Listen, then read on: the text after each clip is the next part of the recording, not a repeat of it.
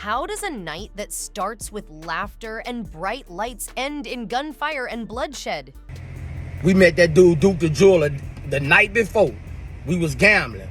That's the chilling question everyone keeps asking about Duke the Jeweler. He wasn't some random guy trying to make a quick buck. Duke was respected. He built his empire from the ground up, grinding out of Chicago, making custom pieces for celebrities who sought him out for his unique style. People say his energy lit up a room, but on that fateful night, that same energy made him a target. Picture it, a high-stakes dice game filled with big names, thick stacks of cash, and an unspoken tension that hung heavy in the air. One wrong move could cost everything. Duke had no reason to think he wouldn't leave that game alive. But as we'll see, the room was full of smiles hiding sharp intentions. People whispered about how much he was winning, and with every win, the atmosphere shifted. What started as playful betting became serious. The laughter faded. Eyes grew sharper. He was an outsider in Houston, far from his Chicago comfort zone. And in that room, his wins didn't just mean money. They meant someone else's loss. Those are the moments when envy starts building like a pressure cooker. Everyone knew Duke was loaded with cash and wearing jewelry worth hundreds of thousands. That kind of shine can turn allies into predators in seconds. He didn't know it yet, but the stage was being set. Dice games can flip from celebration to chaos in an instant. And that night, every step Duke took brought him closer to danger. Fast forward, and the internet is on fire. Boosie, yes Boosie, just called out JPrinceJr by name, suggesting he was connected to the setup that ended Duke's life. That's not a light accusation. JPrinceJr isn't just any figure. He's the son of Houston's hip-hop godfather, a man who many say controls more than the streets admit. For months, people whispered about Boosie himself being behind Duke's death. He stayed silent, letting the rumors swirl. But now, he's swinging back hard, saying he's tired of being the fall guy. He claims he barely knew Duke and that someone else orchestrated the whole thing. And he's pointing straight at mob ties. The streets are buzzing, because when Boosie talks, people listen. These allegations aren't just shaking reputations, they're pulling back the curtain on how power really works in hip-hop circles. Internet, y'all got us fucked all the way up, man. Years ago, he found himself in a similar situation. High stakes, egos on edge, and everyone watching for a chance to come up. Those nights taught him a hard lesson. When pride mixes with money, violence is never far behind. That's why this situation cuts so deep for him. He knows how quickly a night of gambling can spiral out of control. He also knows the kind of rumors that follow when you're in the wrong place at the wrong time. Man, next day, dude followed us to the concert. Dude went to his car by himself and walked down to the parking lot. His past legal battles, like the high-profile Terry Boyd case he was once charged in, never fully left his reputation clean. Even though he beat those charges, people still attach his name to trouble. Boosie's silence for months only made things worse. But now, with his back against the wall, he's speaking up. What the hell my 19-year-old cousin gonna try to rob and kill somebody? Bro, we getting... One veteran industry insider summed it up perfectly. In this game, your circle can either save you or sink you overnight. That's exactly what makes JPrinceJr's name surfacing so explosive. He's part of a dynasty that's long been linked to Houston's street politics, with deep ties in music, money, and power. Another analyst who's covered hip-hop for 2 decades added, "When you're in Houston, there are unspoken rules, and if you break them, even unintentionally, you could pay the ultimate price." This isn't about random street beefs. These are calculated moves in an industry where power often operates behind the scenes. Duke didn't have those protective ties. He was a guest in the city. And in a place like that, even a single wrong step could be deadly. Boosie didn't just throw JPrinceJr's name out there without cause, he backed it up with unsettling details. He claims JPrinceJr wasn't simply at the dice game. He was actually controlling who got in and who didn't. That's a power move. If you control the guest list, you control the environment. And if you control the environment, you can decide who's vulnerable. People close to the situation say the vibe that night felt curated, like certain people were meant to be there while others were kept out. On top of that, multiple sources claim the dice were being passed around strategically by 3 individuals known to be close to Prince Jr. Names like Lil Cam and Big Capri keep coming up. Were the games rigged? Was Duke being set up from the very start? The tragedy here highlights a brutal reality. Who you surround yourself with can make or break your future. Duke wasn't a street guy. He was a jeweler, an entrepreneur. He wasn't moving with a crew trained for high-risk situations, and that made him an easy mark. We've seen this same story play out before.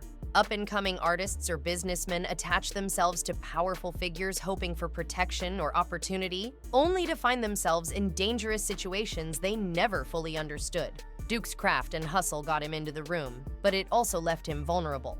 Boosie himself has said he moves differently now. He keeps his circle small and his environment even smaller. And if you think about it, that's a lesson everyone can use.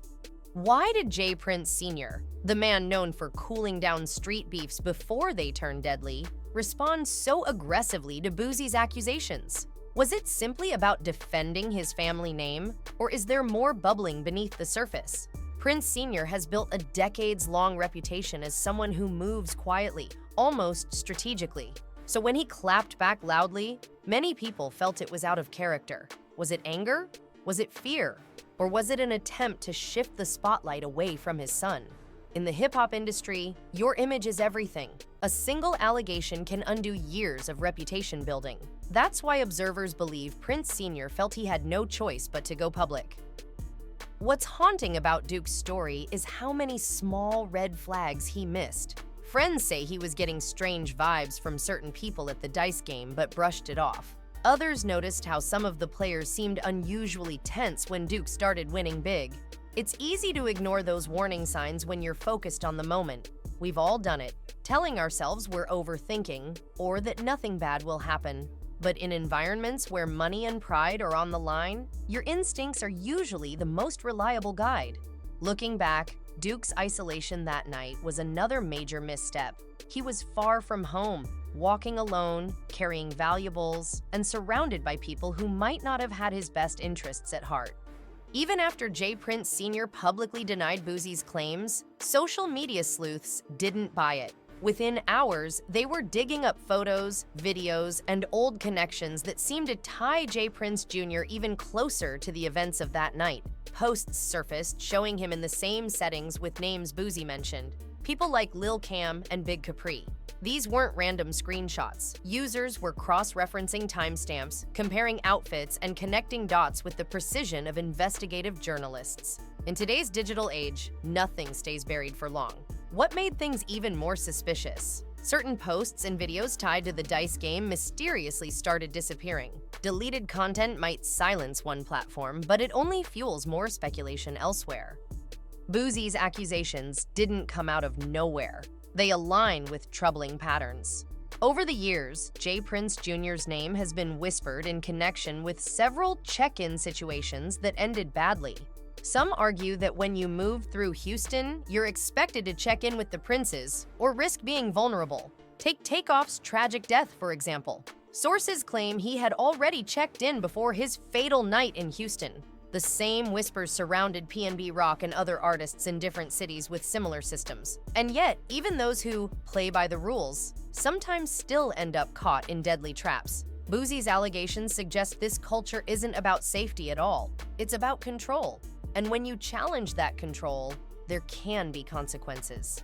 Now imagine JPrinceJr. watching Boosie's accusations go viral. His name splashed across headlines and Instagram feeds. Every clip was dissected, every word analyzed. For a man whose brand relies on influence and silence, this was a nightmare. Damage control becomes the top priority in situations like these. Public statements aren't just words, they're strategic moves designed to sway public opinion. The faster you respond, the more control you appear to have. But here's the thing. JPrinceJr. stayed mostly quiet, letting his father carry the weight of the response. To some, that silence was smart. To others, it looked like guilt. In an industry where perception is reality, every action or inaction carries meaning. As hip-hop continues to evolve, one thing is becoming crystal clear. The days of keeping hidden feuds and street politics behind closed doors are coming to an end. Social media has changed the entire landscape. What used to be whispered in back rooms now plays out for millions to see in real time. The Duke the Jeweler case is a perfect example. Once Boosie went public, the accusations, theories, and evidence flew across the internet with lightning speed. Fans, bloggers, and even mainstream media became part of the investigation. Expect this to become the norm. Transparency is now being forced on the culture, often by outsiders with cameras and no loyalty to the unwritten codes of silence.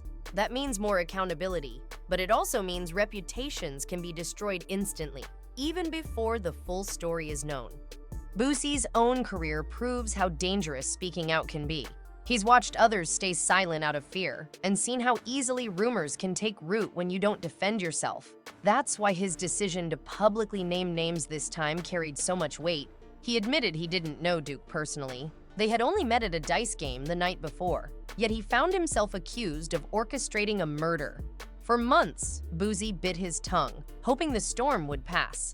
But silence didn't protect him. It made things worse. Now he's decided to risk whatever backlash comes with telling his side. That's not an easy choice, especially when powerful figures are involved. But as Boosie has learned, staying quiet can be even more dangerous. Boosie's accusations didn't just stir up drama online, they reportedly triggered quiet internal investigations. Law enforcement agencies have started revisiting evidence from the night Duke was killed. Behind the scenes, sources claim they're examining everything: guest lists, surveillance footage, and phone records tied to the event. But here's the twist. While Boosie fights to clear his name, JPrinceJr's world is starting to feel smaller.